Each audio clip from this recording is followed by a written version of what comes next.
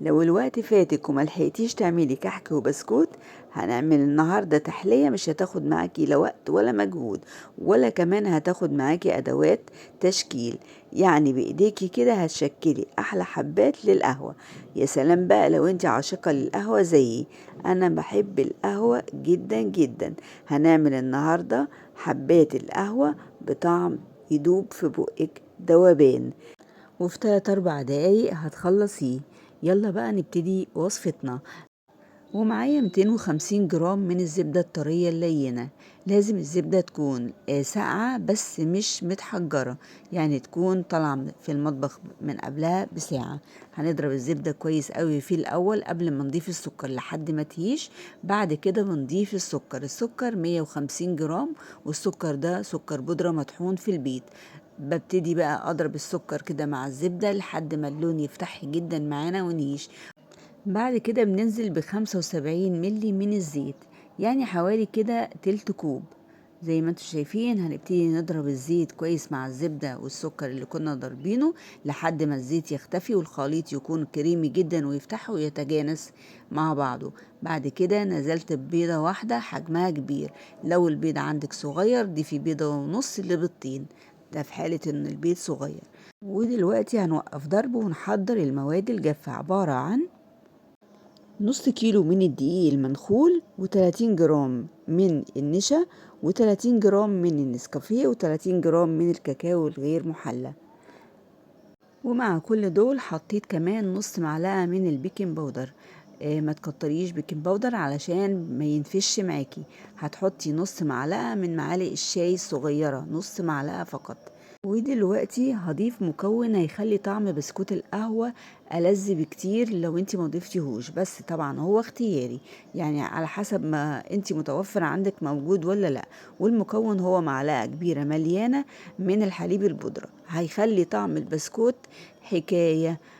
زي ما انتم شايفين دلوقتي انا ضفت النص معلقه صغيره من البيكنج باودر، وهبتدي بقى اضيف الدقيق بالتدريج. انا نخلته قبل التصوير مره، ودلوقتي بنخله للمره التانية لان المره دي انا ضفت له نسكافيه وكمان كاكاو، والحاجات دي بتبقى فيها تكتلات، يعني لان في رطوبه طبعا في الجو والجو ساقعه، فلازم النسكافيه والكاكاو الخام بيبقى متكتل بالمنظر اللي انتم شايفينه ده.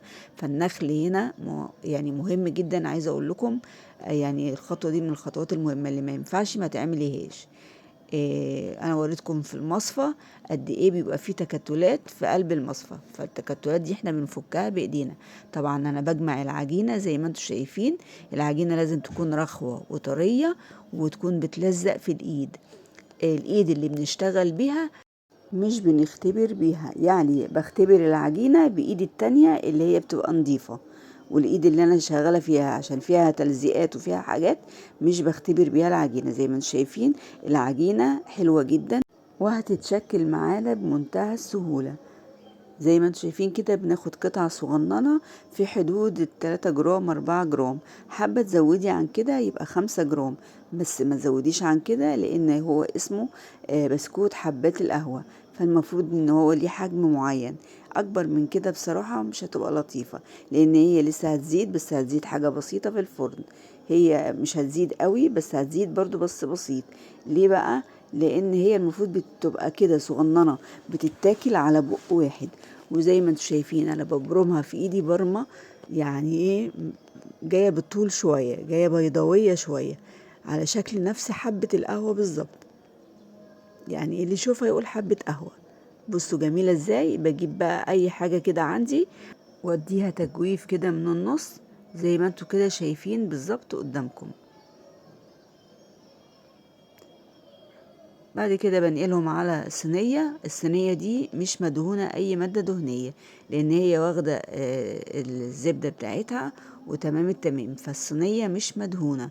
بعد كده هعمل بقى هخلص كل الكمية بنفس الشكل اللي انتوا شايفينه ده. مش هتاخد معاكي وقت خالص، يعني عايزة اقولك لو ابنك او بنتك صغيرين قاعدين معاكي هيعملوها. يعني انت ممكن تعملي لهم العجينة وتسيبيهم بقى هم يقعدوا يعملوا كده الاشكال الجميلة دي، فمش هتاخد معاكي وقت خالص يعني. وكمان تحلية لذيذة جدا. بصوا عملت لي صاجين كبار بسم الله ما شاء الله، في حدود من 75 ل 80 حباية من البسكوت. وهيدخليه الفرن على درجة حرارة 170. الصاج الأولاني هيقعد 15 دقيقة، والصاج التاني هيقعد من 10 دقايق ل12 دقيقة بالكتير. اوعي تغيبيه عن كده علشان ده فيه نسبة كاكاو كتير ونسكافيه، فممكن نتلسع منك. زي ما انتوا شايفين بعد مرور الوقت طلعته على طول من الفرن بعد ما برد تماما. ابتديت انقله في الاطباق زي ما انتوا شايفين كده. طبعا عايزه اقول لكم هو ما بيقعدش خالص، يعني احنا بنعمله من هنا وبيخلص من هنا. يعني كان بودي اقول لكم حطوه في كيس، بس انتوا لو مش بتاكلوا بسكوت بنسبه كبيره يعني زينا، تقدروا تحطوه في كيس او في علبه تكون محكمه الغلق، وتستخدموه في الفطار في العشاء سناكس ما بين الوجبات. هيبقى لذيذ جدا. كنت معاكم عزة سعيد من مطبخ وصفة، واسيبكم